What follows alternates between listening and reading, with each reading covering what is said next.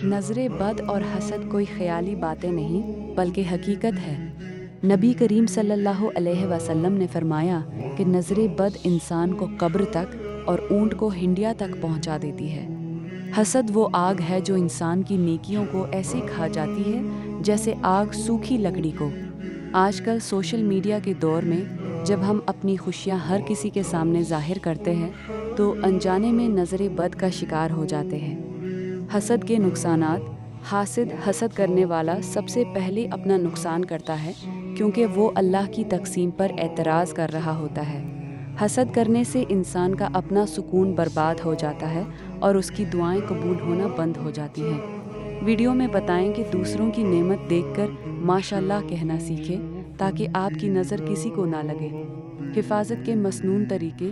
नज़रे बद और हसद से बचने का सबसे बड़ा हल माउज़तैन सूरा अल-फलक और सूरा अल-नास की तिलावत है। सुबह और शाम के अज़कार की पाबंदी करें और ख़ास तौर पर घर से निकलते वक्त आयतुल कुर्सी लाज़मी पढ़ें। नबी करीम सल्लल्लाहु अलैहि वसल्लम अपने नवासों हज़रत हसन और हुसैन रज़ी अल्लाह अन्हुमा को ख़ास दुआओं के ज़रिए अल्लाह की पनाह में दिया करते थे। वो दुआएं अपनी वीडियो में लाज़मी बताएं। नेमतों को छुपाना। एक अहम हिकमत ये है कि अपनी हर खुशी और कामयाबी का ढंढोरा हर किसी के सामने ना पीटे। हदीस का मफ़हूम है कि अपनी ज़रूरतों की तकमील में राज़दारी से काम लो क्योंकि हर नेमत वाले से हसद किया जाता है।